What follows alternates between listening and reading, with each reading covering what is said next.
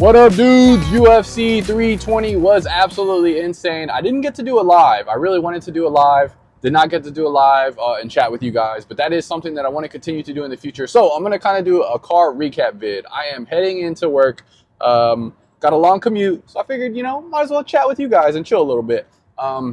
Also, I didn't get to do the live because I had a baby shower, man. Your boy's having a baby. I am going to be a dad. I'm going to be a pop. And had a lot of fun at the baby shower, but didn't get to do the live. That's something I want to do. I want to do the lives on the Sunday after the pay-per-view and kind of recap whenever I have time, whenever I'm not at work.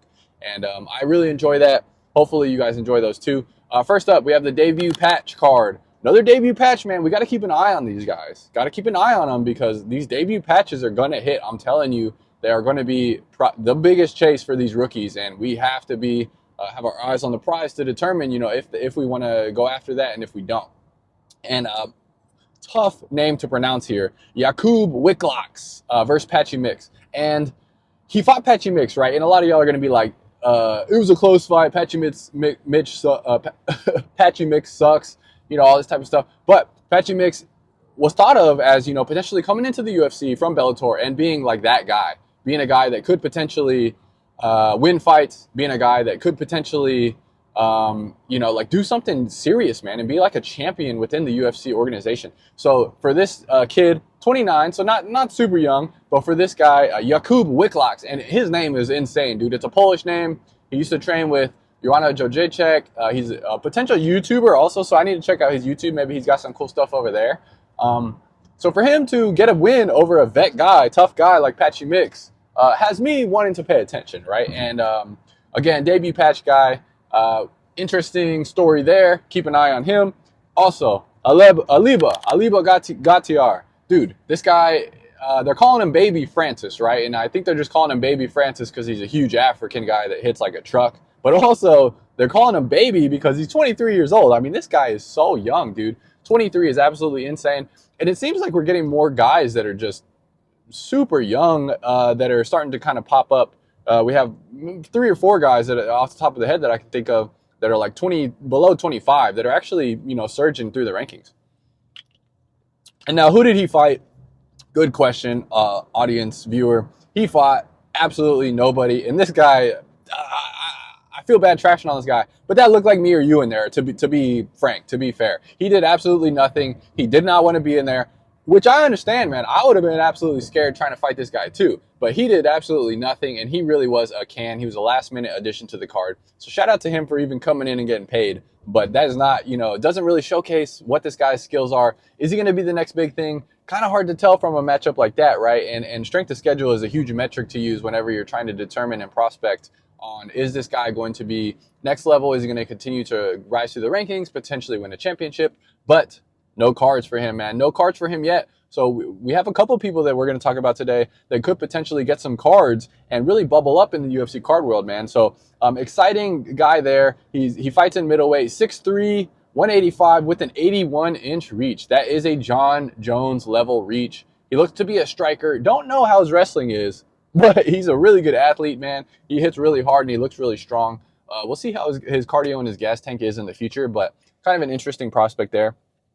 Joe Pyfer versus Abus Magomedov. And this is one that I had my eye on because both of these guys have been really hot or cold, depending on the matchup, right?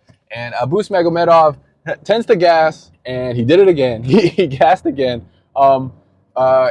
At the live, me and Damien, in pay-per-view buys, Damien actually had a Joe Pyfer card up for sale, so maybe he sold that because Pyfer did put on a pretty good show. He started slow, but he fought pretty methodical. He got taken down. He got roughed up a little bit on the ground. Not anything too crazy, but he was able to come back.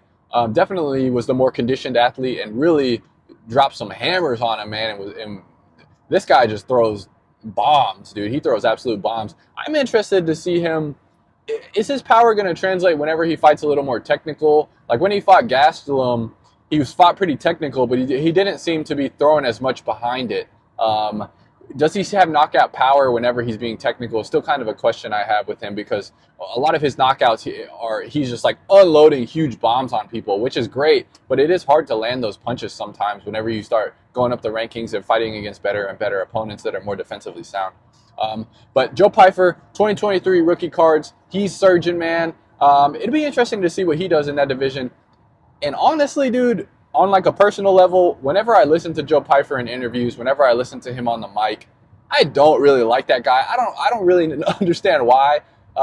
There's something about him. He seems kind of like a jerk, kind of like an asshole. And, I'm making a quick judgment, so that's not cemented. But just from the little things I've seen, I haven't necessarily wanted to root for Joe Pyfer in a sense that on like a personal level. But the guy is very talented, man, and I hope he continues to do good things. The more stars we can get, the more fun fighters, and he is a fun fighter to watch, with that knockout power. I'm all about it. So Joe Pyfer versus Abus Magomedov. Also, Abus, he came in quick to the UFC with that crazy knockout that he basically kicked the guy inside his mouth, which was insane. He still has no cards, and I'm not going to be collecting his cards, that's for sure. I don't think he has what it takes mentally or conditioning-wise to be a champion or a guy that's going to be remembered long-term in the UFC. Next up, Yousef Zalal versus Josh Emmett. Josh Emmett is 40 years old, man, and shout out to Josh Emmett. Ever since he's been in the UFC card world, I've been wanting to root for him. I've been rooting for him. He's got one-punch cards, which is awesome. He's on Whatnot. He's pushing UFC cards into the masses, which is absolutely insane. I love it. He's over there with Fanatics. Shout out to you guys at One Punch Cards.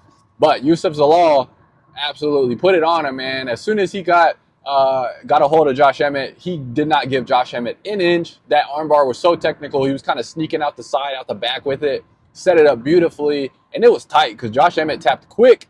I don't even think he fully got his weight into that armbar. That's how tight it was. And really impressive win from Yousef Zalal, a guy that honestly has not really been on my radar.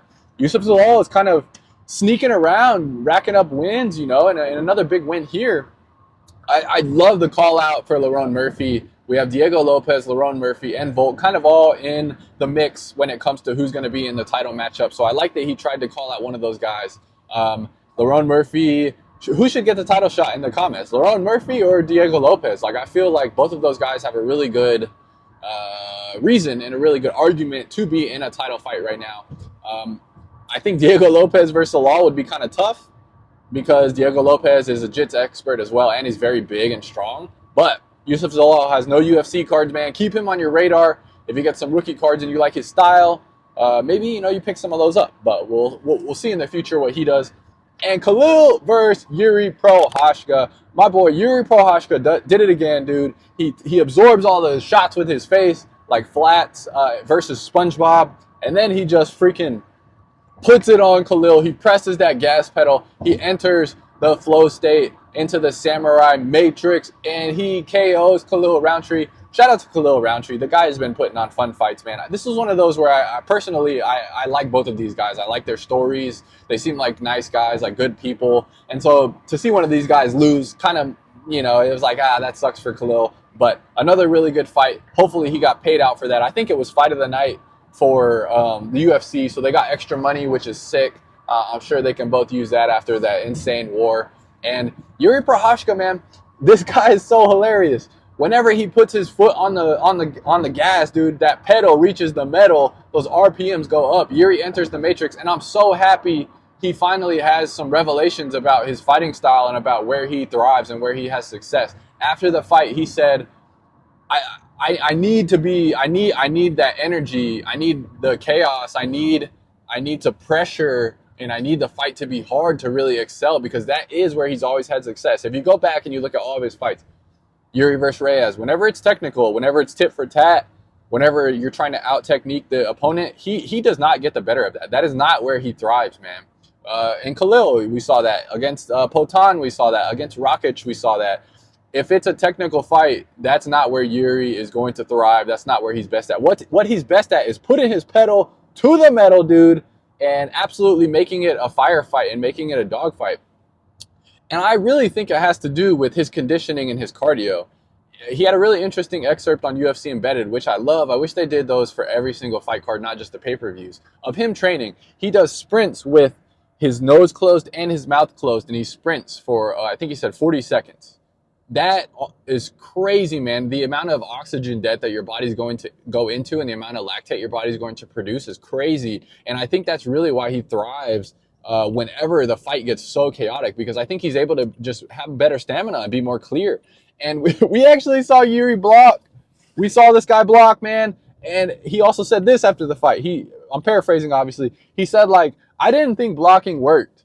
I didn't believe that it worked. And then he had a high guard, dude. He caught a couple. He had a high guard. He caught a couple of shots on his elbows, and I almost saw him during that moment, like a light bulb go off in his head, and he kind of just put his hands up again. And I was like, dude, he's learning real time. It's insane that he's at this level, that he's a champ, and that he freaking has never had a high guard or, you know, blocked punches before, which is insane. But when he has that pedal to the metal, man, Jiri is so fun to watch. The kill or be killed attitude in 2025 is insane. Like, no, people don't fight like that anymore, man. And so he is such a fun fighter for me to watch, dude. Absolutely insane performance. And let's talk about 205, right? Let's talk about 205. So Khalil lost. He's kind of out of the mix. We have Olberg. We have Alex Poatan Pereira, who we'll talk about in a second. And then we have Jiri Procházka. What are we going to do with those guys? I mean, we have to match them up.